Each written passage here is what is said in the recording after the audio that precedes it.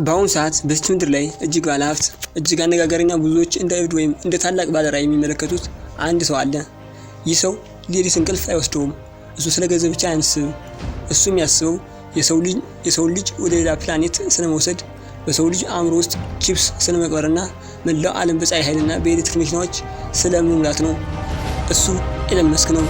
ግን ለመሆኑ ይህ በአሁኑ ሰዓት በዓለም ላይ ካሉት እጅግ ተጽዕኖ ፈጣሪ ሰዎች አንዱ ሆነው እዚህ ደረጃ ላይ የደረሰው እንዴት ነው? በደቡብ አፍሪካ ትምህርት ቤት ውስጥ በልጆች የተደበደበ ራሱ ስቶ የነበረው ያ ብቸኛና አይናፋር ልጅ ዛሬ እንዴት የዓለማችን የወደፊት ዕጣ ፈንታ የሚወስን ሰው ሊሆን ቻለ? በዛሬው ቪዲዮአችን ከልጅነት እስከ ትዝታዎቹ ጀምሮ ሁሉንም ገንዘቡን አውጥቶ እስከ ከሰረበትና ለሞት እስከቀረበበት አስፈሪ ጊዜያት በመጨረሻም የቢሊዮነሮች ዶላር ግዛቶች እንዴት መገንባት እንደቻለ ቃል በቃል የሚተርከውን ሙሉ አስገራሚ የህይወት ታሪክ ይዘንላችሁ ቀርበናል። እስከ መጨረሻው አብራችሁን ቆዩ። ኤሎን መስክ የተወለደው ሰኔ 28 1971 በደቡብ አፍሪካ ፕሪቶሪያ ከተማ ነው። እናቱ ሜይ ማስክ ካናዳዊት ሞዴልና የአመጋገብ ባለሙያ ስትሆን አባቱ ኤሎን መስክ ደግሞ የደቡብ አፍሪካዊ መሐንዲስ ነበር። ኤለን ገና ከልጅነቱ ጀምሮ ከሌሎች ልጆቹ የተለየ ነበር። በጣም ዝምተኛና በሀሳብ ብዙ ጊዜ በማንሰላሰል ጊዜውን የሚያጠፋ ልጅ ነበር። እናቱ በአንድ ወቅት ኤለን በጣም በሀሳቡ ከማብዛቱ የተነሳ መስማት የማይችል መስሎን ጆሮውን ለማሳከም ወደ ሐኪም ወስደው ነበር ስትል ተናግራለች። እሱ ግን መስማት የማይችል አልነበረም። በአእምሮ ውስጥ የራሱን ዓለም እየሳለ ነበር። ነገር ግን የኤለን የቤቱ ውስጥ ህይወት አስደሳች አልነበረም። እድሜው 9 ዓመት ሲሞላው ወላጆቹ ተፋቱ። ኤለን ከአባቱ ጋር ለመኖር ወሰነ። ይህ ውሳኔ ግን በህይወቱ ትልቅ ስህተት ነበር።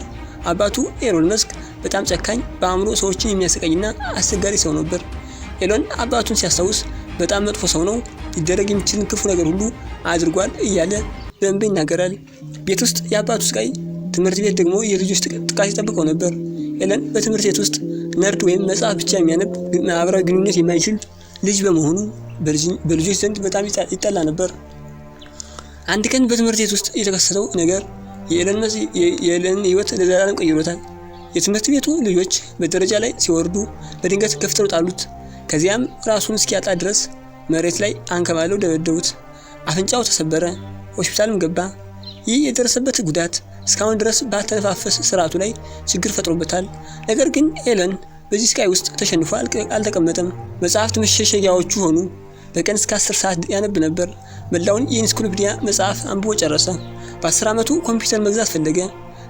ኮሚደር ወይም ቪሲ 20 የተባለች ድሮ ኮምፒውተር ገዝቶ በራሱ ጥረት ኮዲንግ መማር ጀመረ። የሚገርመው ገና በ12 ዓመቱ ብላስተር የተባለች የጠፈር የቪዲዮ ጨዋታ ቪዲዮ ጌሚንግ ሰርቶ ለታወቀ የቴክኖሎጂ መጽሔት $500 ሸጠ። ይህ የመጀመሪያው የቢዝነስ ስኬቱ ነበር። ኤለን ደቡብ አፍሪካ ውስጥ መቆየት አልፈለገም። በወቅቱ በደቡብ አፍሪካ የነበረውን የግዴታ ውትድርና አገልግሎት በጣም ይጠላ ስለነበር፣ በተጨማሪም ትልልቅ ነገሮችን ለመስራት ካሰበ ብቸኛው ቦታ አሜሪካ እንደሆነች ያውቅ ነበር። በ17 ዓመቱ ምንም የገንዘብ ድጋፍ ሳይኖረው የእናቱን ካናዳዊነት ተጠቅሞ ወደ ካናዳ ተጓዘ። ካናዳ ሲደርስ ህይወት በጣም ከባድ ነበር። ዘመዶቹ ጋር እየዞረ ተጠግቶ ይኖር ነበር። የከሰል ቶን በማጽዳትና እንጨት ማቁረጥ በሰዓት እስከ $18 እየተከፈለው በጣም አስቸጋሪ ስራዎች ሰርቷል። በኋላም በካናዳ በሚገኘው የኩዊንስ ዩኒቨርሲቲ ገባ። እዚያ እያለም በቀን $1 ብቻ እየተመገበ የቆጠባት ጊዜ ነበር። እዚያ እያለም በኋላም በካናዳ የሚገኘው የኩዊንስ ዩኒቨርሲቲ ገባ። ኩዊንስ ዩኒቨርሲቲ ውስጥ $1 ብቻ እየተመገበ ይቆጥብ ነበር። ሆኖም ግን የኤለን ህልም አሜሪካ መግባት ስለነበር የትምህርት እድል አግኝቶ ወደ ፔንሲልቬኒያ ዩኒቨርሲቲ ተዛወረ።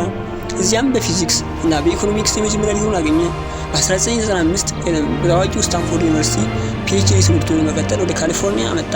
በወቅቱ የኢንተርኔት ዓለም እንደ አዲስ እየተፈጠረ ነበር። ኤለን ትምህርቱን መማር የጀመረው ለ2 ቀናት ብቻ ነበር። በሁለተኛ ቀን የስታንፎርድ ዩኒቨርሲቲ በር ዘግቶ ወጣ። ለምን? ምክንያቱም ኢንተርኔት ዓለም ከመቀየሩ በፊት እሱ በዛ ውስጥ መሳተፍ ፈልጎ ነበር። ኤሎን መስክና ወንድሙ ኪምባል በ1995 ዚፕቱ የተባለች ድርጅት መሰረቱ። ይቺ ድርጅት ለጋዜጦች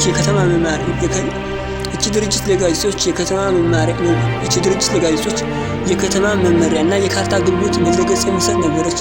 በወቅቱ ገንዘብ ስላልነበራቸው ቢሮ ተከራይተው እዚያው ቢሮ ውስጥ ወለል ላይ ተኝተው ነበር።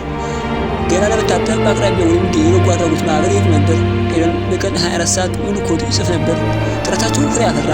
በ1999 ኮምፔንግ የተባለው የታዋቂው የኮምፒውተር ኩባንያ ዚፕቱን በ$37 ሚሊዮን በጥሬ ገንዘብ ገዛው። ኤለን ከዚህ ሽያጭ $22 ሚሊዮን ደረሰው። በ28 ዓመቱ ሚሊዮነር ሆነ። ሰው በዚህ ገንዘብ ተደስቶ እረፍት ወስድ ነበር። ኤለን ግን የተለየ ነበር። ያገኘውን ገንዘብ ሌላ ሰው ቢሆን ኑሮ በዚህ ገንዘብ ተደስቶ እረፍት ወስድ ነበር። ኤለን ግን የተለየ ነው። ያገኘውን ገንዘብ በሙሉ ማለት ይቻላል ወደ ቀጣዩ ትልቅ ሀሳብ አስገባው። ኤለን በቀጣዩ የዓለም ለውጥ የሚመጣው በባንክ ስርዓት ላይ እንደሆነ አመነ። ኤክስ.ኮም የተባለ የመጀመሪያውን የኢንተርኔት ባንክ መሰረተ። በኋላም ኤክስ.ኮም ከተቀናቃኙ ኮንፊኒቲ ኩባንያ ጋር በመዋሃድ ስሙን ወደ ፓይፕል ቀየረ። በፓይፕል ውስጥ ኤለን ዋና ስራ አስፈጻሚ ነበር። ነገር ግን ከአመራሮቹ ጋር ባለው አለመግባባት ምክንያት እሱ ለእረፍት ወደ ውጭ ሀገር በሄደበት ወቅት ሌሎች የቦርድ አባላት ከስልጣን አባረሩት። ይህ ትልቅ የክህደት በትር እሱን በጣም አሳዘነው። ሆኖም ግን በ2002 ኢቤይ የተባለውን ድርጅት ፓይፕልን በ1.5 ቢሊዮን ዶላር ገዝተው። ኤለን የፓይፕል ትልቁ ኩባንያ ስለነበር $180 ሚሊዮን